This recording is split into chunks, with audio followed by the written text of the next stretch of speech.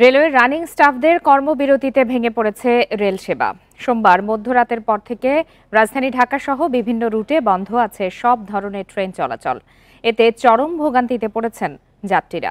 সমস্যা সমাধানে আলোচনার আহ্বান জানিয়েছেন রেলপথ উপদেষ্টা। পাশাপাশি জনগণকে জিম্মি করে দাবি আদায়ের চেষ্টা হলে ব্যবস্থার হুঁশিয়ারি তাঁর। এদিকে দাবি আদায় না হওয়া পর্যন্ত কর্মবিরতির ঘোষণা দিয়েছেন রেলওয়ের কর্মীরা। রেলওয়ের রানিং স্টাফদের কর্মবিরতিতে সোমবার মধ্যরাত থেকে সারা দেশে ট্রেন চলাচল বন্ধ। কমলাপুরে অলস পড়ে আছে আন্তনগর সহ বিভিন্ন রুটে চলাচল করা সব ট্রেন। এদিকে হঠাৎ করে ট্রেন চলাচল বন্ধ হওয়ায় সকালে ভোগান্তিতে পড়েন যাত্রীরা। সকাল ৬টার পরে তারা অ্যানাউন্স করছে যে টাকা রিটার্ন দেওয়া হবে, রেল সাময়িক বন্ধ। কারণ আমাদের টাকাও রিটার্ন আমরা পাচ্ছি না, আমরা কিভাবে যাব ব্রাহ্মণবাড়িয়াতে তারও কোনো হদিস পাচ্ছি না। আমি তো অফিসে করতে পারছি না, এখন যেতেও পারছি না। কোনো একটা ওয়ে বের করতে হবে এবং এই যে অনভিপ্রেত একটা ঘটনা, এটার জন্য আসলে আমরা খুবই হতাশ। এমন পরিস্থিতিতে কমলাপুর আসেন রেলপথ উপদেষ্টা মোহাম্মদ ফাউজুল কবির খান। এ সময় তাকে ভোগান্তির কথা জানান যাত্রীরা। উপদেষ্টা গণমাধ্যমকে জানান, অর্থ বিভাগ ইতিমধ্যে রানিং স্টাফদের অনেক দাবি মেনে নিয়েছে। যাত্রীদের জিম্মি করে কর্মবিরতি অযৌক্তিক বলেন তিনি। সরকারকে বাধ্য করে দাবি আদায়ের চেষ্টা হলে অন্য ব্যবস্থার হুঁশিয়ারি তার। অর্থ বিভাগ এটা বহুলাংশেই এটা পূরণ করে দিয়েছেন।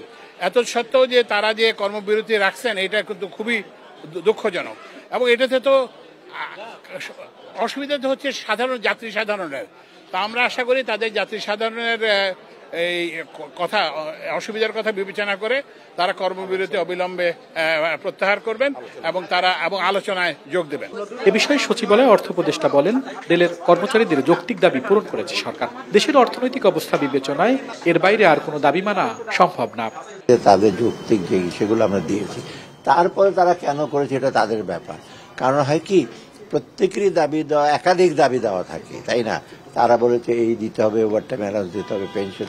আমরা যতটুকু আমাদের সম্পদের সেটা আমরা বলেছি, অন্যরা সংস্থা আমরা যে বই দিয়েছি আমরা দিয়েছি।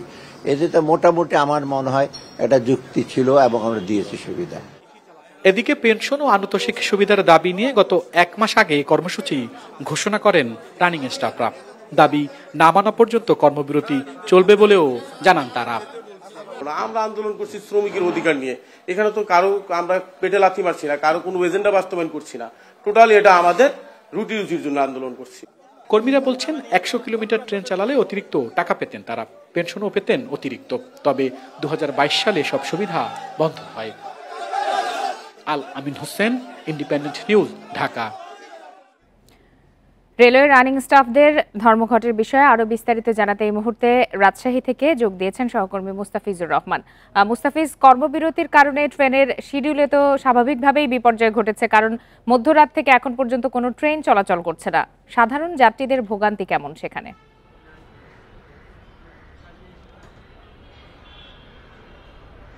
দেখুন, রাত 12টার পর থেকে রাজশাহী রেল স্টেশন থেকে, অর্থাৎ পশ্চিমাঞ্চল রেলওয়ের পশ্চিমাঞ্চল জোন থেকে একটিও ট্রেন ছেড়ে যায়নি। অর্থাৎ যদি বলা হয়ে থাকে, রাজশাহী স্টেশন থেকে এখন পর্যন্ত প্রায় 10টি ট্রেন ছেড়ে যাওয়ার কথা থাকলেও কিন্তু একটিও ট্রেন ছেড়ে যায়নি। এর মধ্যে ঢাকাগামী 3টি আন্তনগর ট্রেন ছিল, রাজশাহী থেকে ঢাকাগামী 3টি আন্তনগর ট্রেন ছিল, কমিউটার ছিল, লোকাল ছিল।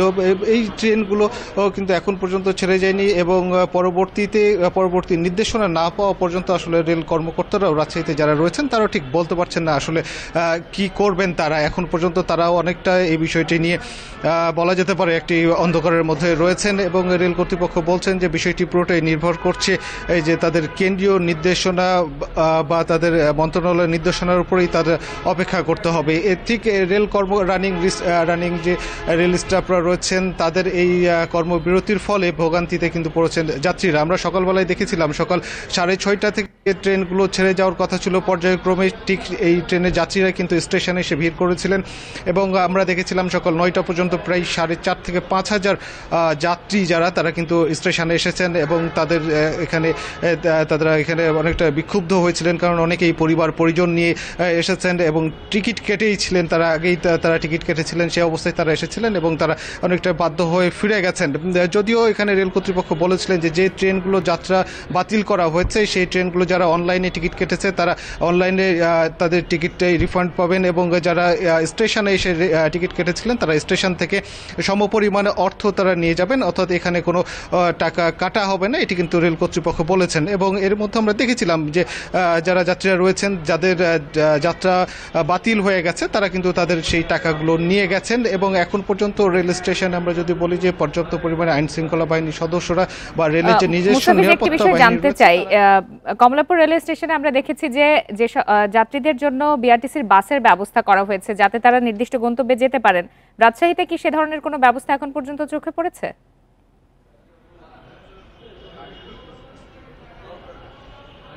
দেখুন, রাজশাহীতে এই ধরনের বিশেষ কোনো ব্যবস্থা এখন পর্যন্ত আমরা দেখতে পাইনি, কিন্তু যদি একটা বলা হয়ে থাকে যে রাজশাহী থেকে যে যাত্রীবাহী যে বাসগুলো দূরপাল্লা হোক স্বল্প দূরপাল্লায় যে বাসগুলো ছেড়ে যায়, রাজশাহী থেকে এক পরিসংখ্যান বলছে রাজশাহী রেল স্টেশন থেকে প্রতিদিন প্রায় 50 থেকে 60 হাজার যাত্রী যাওয়া আসা করে থাকে, কিন্তু ঠিক প্রতিদিন 50 থেকে 60 হাজার এই যাত্রীগুলো এটা কিন্তু বাড়তি যাত্রী, এই যে বাড়তি যাত্রীগুলোকে পরিবহন করার মতো ঠিক সেই পরিমাণ পরিবহন এই পর্যন্ত রাজশাহীতে আছে বলে আমাদের তথ্য কিন্তু বলছে না, যার ফলে যাত্রী দুর্ভোগ কিন্তু পোহাতেই হবে এবং যাত্রী দুর্ভোগ কিন্তু বাড়ছেই এই রেলের স্টাফদের, রানিং স্টাফদের। যদিও রানিং স্টাফ যারা রয়েছেন তারা বলছিলেন তাদের এই দাবিটি যৌক্তিক এবং এই যৌক্তিক দাবি না পূরণ না হওয়া পর্যন্ত তারা তাদের আন্দোলন অব্যাহত রাখবেন। অপরদিকে যাত্রী দুর্ভোগ কিন্তু বাড়ছে এবং যাত্রী দুর্ভোগ ক্রমান্বয়ে কিন্তু আরও চরম আকার ধারণ করছে। এ ছিল রাজশাহী রেল স্টেশন থেকে সর্বশেষ।